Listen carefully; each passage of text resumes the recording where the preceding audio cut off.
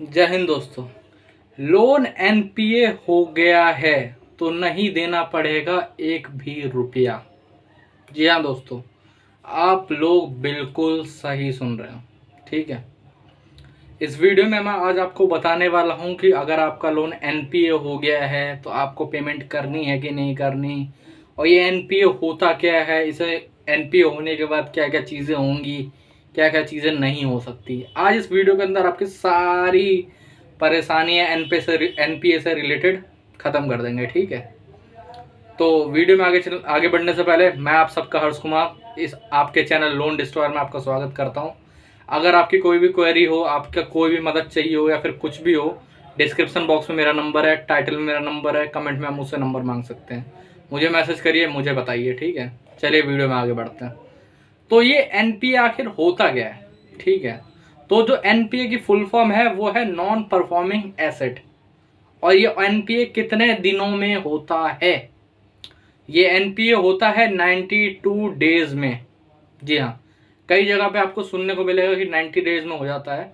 नहीं, ऐसा नहीं है, 92 डेज में होता है। क्योंकि कुछ कुछ महीनों के अंदर 30 दिन आ जाते हैं, कुछ कुछ महीनों में 31 दिन आ जाते हैं।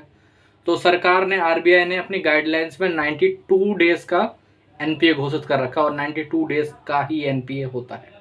ठीक है, तो अब आखिर एनपीए क्यों करा जाता है लोन? ठीक है, पहले ये पता करते हैं।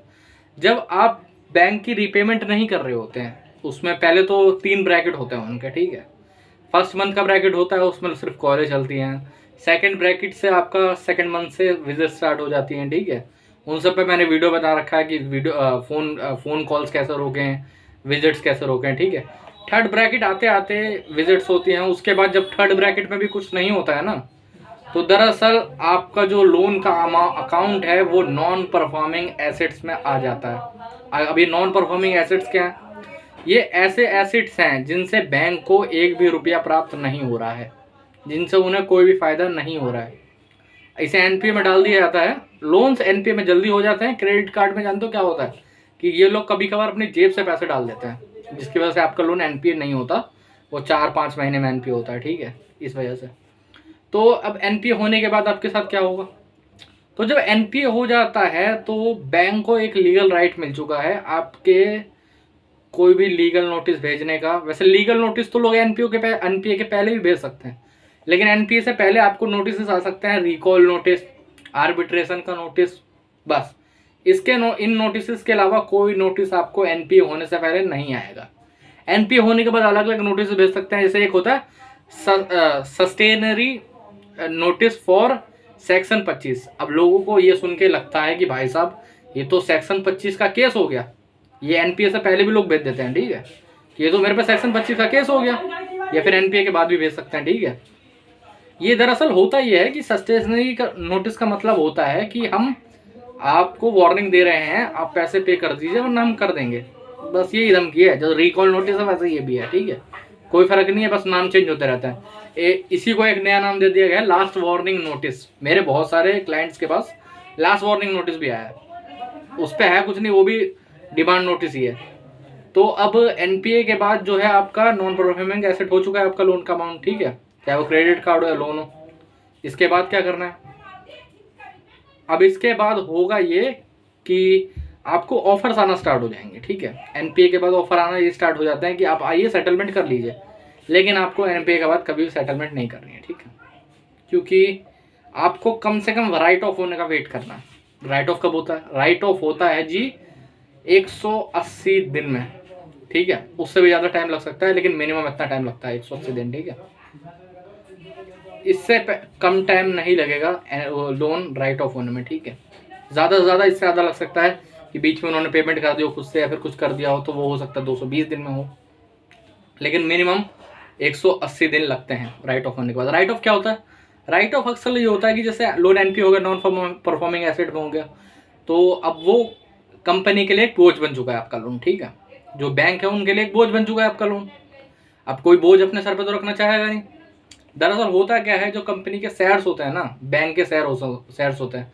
आप कंपनी में डिफरेंस मत करिएगा, मैं एनबीएफसी और बैंक को दोनों का कंपनी बोलता हूँ ज़्यादातर, क्योंकि वो एक्चुअली में है भी कंपनी एक तरीके की। ठीक है, तो अब उनके जो शेयर्स होते हैं ना, अगर उनका जो एनपीए का रेशियो है वो 20% से ऊपर पहुंच जाता है, कई यूट्यूबर आपको बताएंगे कि 25% से ऊपर पहुंचने में दिक्कत होगी, नहीं नहीं, 20% से अगर ऊपर पहुंचता है ना तो वो बैंक दरअसल गिर जाता है, वो बैंक नीलाम हो सकता है। नीलाम होने से मेरा मतलब है दिवालिया घोषित हो सकता है वो बैंक, ठीक है।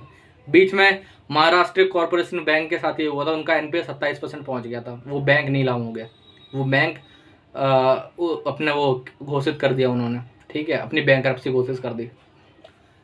पंजाब सिंध बैंक के साथ भी सेम हुआ था, लेकिन वो सरकारी बैंक है इसलिए बच गया, ठीक है। यस बैंक के साथ सेम प्रोसेस हुआ था और कुछ नहीं हुआ था, ठीक है। जो यस बैंक अभी तक गिरा हुआ है अब तक कभी नहीं उठ पाया, ठीक है। तो ऐसे में कंपनी ये करती है कि जो अपनी बैलेंस शीट में आपका लोन नहीं दिखाएगी, राइट ऑफ में आपका बैलेंस शीट से ही लोन हटा दिया कि भाई साहब हमारे पास लोन है ही नहीं। लेकिन हाँ, अब उन्होंने जब सीट से हटा दिया तो आपको लोन देना पड़ेगा कि नहीं देना पड़ेगा, तो आपको सेटलमेंट तो करनी पड़ेगी, ठीक है। ऐसा नहीं है कि उन्होंने अगर अपनी सीट से हटा दिया है तो आपको पैसे पे ही नहीं करने पड़ेंगे। लेकिन हाँ, जैसे ही आपका लोन एनपीए होता है, मान लेते हैं आपका लोन की किस्त 1 महीने बाउंस हो गई, उसके बाद आप ट्राई कर रहे हो कि पे कर दो, तो ठीक है कोई बात नहीं। 2 महीने बाउंस हो गए, आप ट्राई करोगे आप पे कर दोगे फुल पेमेंट, कोई बात नहीं। लेकिन जैसे ही 3rd मंथ होता है, आपको 1 भी रुपया पे नहीं करना। मैं ऐसा क्यों कह रहा हूँ, मान लो अगर आपका लोन 5,000 रुपये की ईएमआई है, ठीक है, अब तीसरे मंथ के बाद 10,000 रुपये पे भी करते हो, आप सोच रहे हो कि 2 ईएमआई चली जाएंगी, नहीं, आपका जो पैसा है वो सारा ब्याज पेनल्टी जुर्माने में चला जाएगा, ठीक है। उसके बाद एक ही ऑप्शन बचता है एनपीए होने के बाद, सेटलमेंट। अगर आप सेटलमेंट कर रहे हैं तो ठीक है, वरना फुल पेमेंट आप करोगे। मान लेते हैं आप 50,000 भी दे रहे हो, 2-3 लाख का लोन है, आप 50,000 भी दे रहे हो, उससे ज़्यादा ब्याज पेनल्टी जुर्माना लग जाएगा, उतना चला जाएगा। हाँ, जब आप सेटलमेंट करोगे तो प्रिंसिपल अमाउंट पे सेटलमेंट होता है, वो आप इनिशिएट कर सकते हो, ठीक है। टोटल अमाउंट पे आपको करने की जरूरत नहीं है, ये चीज़ें मैं बता रहा हूँ। बैंकर कहेगा कि भाई साहब मुझे तो जो हमारा लेट फी चार्ज है, फलाना ढिमकाना चार्ज है, ये सब लगा के पैसे दो, ऐसा कुछ नहीं है, आपको अपना वो करना होगा, ठीक है। एनपीए होने के हमेशा बाद सिर्फ और सिर्फ सेटलमेंट करिए, किसी के हाथ में 1 रुपया देने की जरूरत नहीं, क्योंकि अगर आपको 1 रुपया भी देते हो तो वो आपका व्यर्थ जा रहा है, आपको उससे कोई बेनिफिट नहीं होगा, आपके लोन खाते में वो नहीं जुड़ेगा, आपका सारा ब्याज पेनल्टी जुर्माने में सारा पैसा चला जाएगा। चाहे आप फिर उसके बाद कितने भी पैसे दे दो, आप 3 लाख का लोन होगा, एनपीए के बाद अगर आप पूरे 3 लाख भी भरते हो ना, तब भी वो कहेंगे नहीं जी नहीं, 1.5 लाख रुपए और भरो, हाँ ब्याज पेनल्टी जुर्माना है वो भी देखे जाओ। इसलिए सेटलमेंट हमेशा एक सेफ ऑप्शन होता है एनपीए के बाद। हाँ, फर्स्ट मंथ के बाद अगर आपको लग रहा है कि आप फुल पे कर सकते हो तो कर दो, कोई बात नहीं, कोई दिक्कत नहीं है। सेकंड मंथ में भी मैं नहीं एडवाइस करूंगा कि अगर फुल पे करना चाहता है, क्योंकि सेम चीज़ लग रही है, लेकिन अगर करना चाहते हो तो कर सकते हैं। 3rd मंथ के बाद प्रॉपरली रेस्ट्रिक्टेड है, मैं प्रॉपरली मना करता हूँ कि आपको पे नहीं करना चाहिए, आपको सेटलमेंट ही करनी चाहिए। वो आपका प्योर है, आपके ऊपर है कि आप करें ना करें, लेकिन मेरी यही राय है और यही राय रहेगी, ठीक है। और सेटलमेंट भी कभी भी 3rd मंथ 4th मंथ में नहीं करनी चाहिए, हमेशा राइट ऑफ के बाद सेटलमेंट करनी चाहिए, आपको मैक्सिमम डिस्काउंट राइट ऑफ के बाद ही मिलेगा। अब ये बैंक वाले आपको डराएंगे कि सेक्शन 25 में केस कर देंगे, ये कर देंगे, वो कर देंगे, वो केसेस भी इतनी जल्दी नहीं होते, कम से कम साल भर लग जाती है उन केसेस में, ठीक है। और साल भर लगने के बाद भी कुछ नहीं होगा, सेटलमेंट ही होगी, उनसे पहले केस चलता रहेगा तब भी सेटलमेंट हो जाएगी, कोई बड़ी बात नहीं है, ठीक है। हेयरिंग पड़ी, आपने सेटलमेंट कर ली, क्या कर लेंगे बताओ, हेयरिंग के साथ ही एग्रीमेंट बना दिया, वो हेयरिंग हट जाएगी, खत्म कहानी। तो इसलिए कोई ड्रामा नहीं है, कोई दिक्कत नहीं है। एनपीए के बाद आपको कोई भी रिकवरी एजेंट आपके घर आ रहा है, आपको कॉल कर रहा है, कोई भी सेटलमेंट लेटर दिखा रहा है या फिर कुछ भी है, आपको एनपीए के बाद कभी भी 1 रुपये पे करने की ज़रूरत नहीं है, मतलब आपके ऊपर है, लेकिन आपको पे नहीं करना चाहिए, मेरा ये सबसे बड़ा वो चीज़ है, ठीक है। क्योंकि आप 1,000 रुपये दे रहे हो, बेशक आपका 10,000 का लोन है, आप 1,000 रुपये दे रहे हो, वो सब बैच पेनल्टी जुर्माने में चला चुका है। चेक बाउंस, फलाना टाइम गाना बाउंस, ईसीएस बाउंस, ये चार्ज वो चार्ज, नाइट चार्ज, फला late charge, next day charge, पता नहीं कितने चार्जेस तो आ जा गए हैं। आजकल कई बैंकों ने है ना ये भी लागू कर दिया है कि अगर वो कोई लीगल नोटिस भेजता है ना तो वो उसका चार्ज भी लगाने लगे हैं। इसके बीच में एक हुआ था कि एक फाइनेंस कंपनी है, उसका नाम नहीं लूँगा, एक प्राइवेट ही फाइनेंस कंपनी है, बहुत छोटी सी, ज़्यादा बड़ी नहीं है, ठीक है। उसने दरअसल करा क्या था कि उन्होंने लॉयर से नोटिस भेजा, लॉयर के पैनल से नोटिस तो आपके पास आते रहते होंगे, है नहीं, रिकॉल नोटिस, फलाना ढिमकाना नोटिस। अब उससे होता तो कुछ नहीं है, लेकिन वो नोटिस बनाने के लॉयर पैसे तो लेता है, ठीक है। आप मुझ पर कोई नोटिस बनवाएंगे तो मेरी भी एक छोटी सी फी है नहीं। तो होता यह है कि बैंक वो भी चार्ज करने लगी। तो हमारे ही एक बाकायदा, सिर्फ मेरे ही एक क्लाइंट ने आरबीआई को बाकायदा मेल से लिखा और वो करा, बाकायदा जो उन्होंने वो इनिशिएटिव स्टार्ट करा था लीगल फ़ी लेने का आदमी पे, वो अब एंड हो चुका है। यहीं पर जसोला में उस फाइनेंस कंपनी की ब्रांच थी और उनका लाइसेंस रद्द हो चुका है 3 महीने के लिए, ठीक है। अब वो 3 महीने तक कोई लोन नहीं दे सकते, 3 जो रीपेमेंट है वो लेना उनका अपना है, वो सब मेरे को नहीं पता इतना अभी, ठीक है। लेकिन 3 महीने तक वो कोई लोन नहीं ले सकते और 3 महीने बाद ये बैंकरप्ट ही होगी ये भी कंपनी। ज़्यादा बड़ी नहीं है, छोटी है, इसलिए उतना बड़ा एक्शन लिया तो काम हो गया उनका।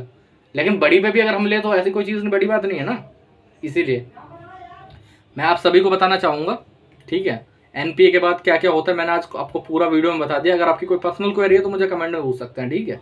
वरना बाकायदा टाइटल में, डिस्क्रिप्शन में, कमेंट में आप मेरे से नंबर ले सकते हो।